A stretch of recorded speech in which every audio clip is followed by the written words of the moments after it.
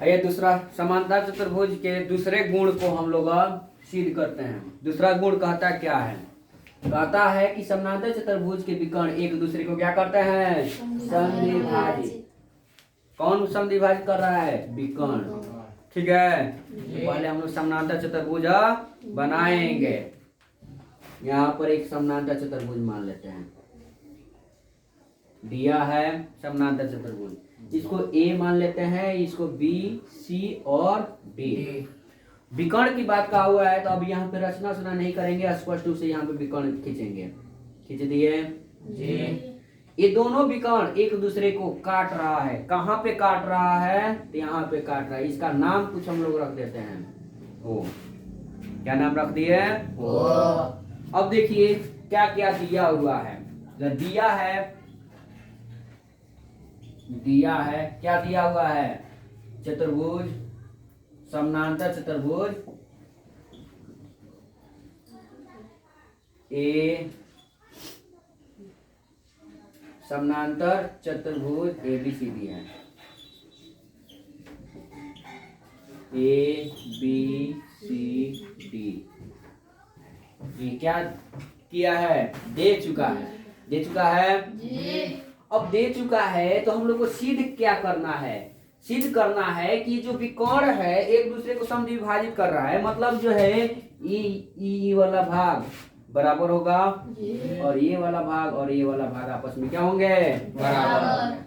तो सिद्ध करना है हम लोग को। क्या सिद्ध करना है? सिद्ध करना है AO बराबर, ठीक है, CO चाहे OC, AO ये वाला भाग और ये वाला भाग आपस में क्या है? बराबर है। ठीक है। सेकेंड नंबर पे क्या सिद्ध करना है? BO बराबर DO। ठीक है, ये वाला भाग BO और DO आपस में क्या होंगे? बराबर। कोई दिक्कत नहीं। अब देखिए इसके लिए हम लोग क्या करते हैं? रचना तो करना नहीं है, अब बनाना स्टार्ट करेंगे। ठीक है ना? तो बनाना स्टार्ट करेंगे तो बनाते हैं, ठीक है ना? तो हम प्रमाण देते हैं। क्या देते हैं? प्रमाण। ठीक है, प्रमाण देते हैं। क्या क्या? तो प्रमाण में क्या करेंगे? कोई भी यहाँ पे देखिए 4 त्रिभुज बन रहा है छोटा छोटा। इन चारों में से कोई भी त्रिभुज को हम लोग ले लेंगे। ठीक है, तो त्रिभुज AOB और COD ले रहे हैं। आप AB त्रिभुज लेकर और AB त्रिभुज दोनों लेकर आपस में बना सकते हैं। समझे? तो त्रिभुज AOB और त्रिभुज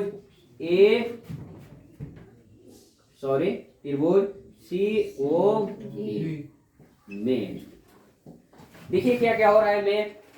तो देखा जाए कोण AOB बराबर कोण COD ये बराबर होगा कि नहीं होगा? कैसे बराबर होगा? तो देखा जाए ये कोण और ये कोण आपस में कौन सा कोण है? सम्मुख कोण।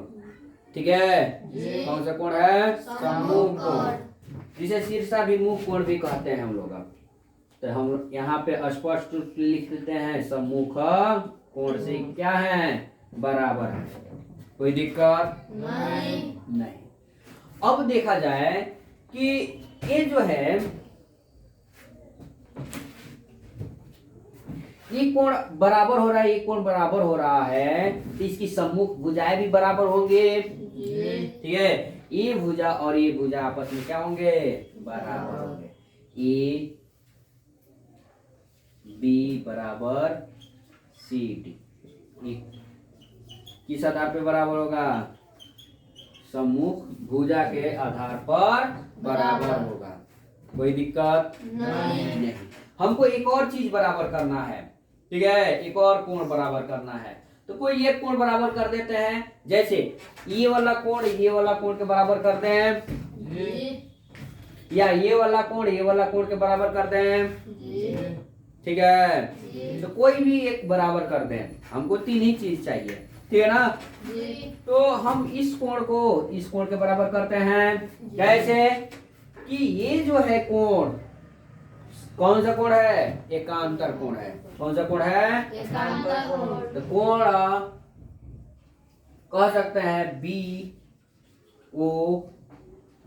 ए ओ बराबर कोण डी सी ओ। ठीक है, ये कौन सा कोण है? तो एकांतर कोण है। ध्यान देना है, कोई भी त्रिभुज में, दो त्रिभुज में जब तीन गो चीज मिल जाता है, ठीक है ना, ये तीन गो चीज मिल जाता है तो त्रिभुज आपस में सर्वांग सम होते हैं। क्या होते हैं? सर्वांग सम। तो त्रिभुज ए ओ बी सर्वांग सम, ठीक है। त्रिभुज सी ओ डी किस आधार पे हुआ? एक कोण एक भुजा और एक कोण, एक कोण एक भुजा और एक कोण से ये क्या हो गया? सर्वांग सम।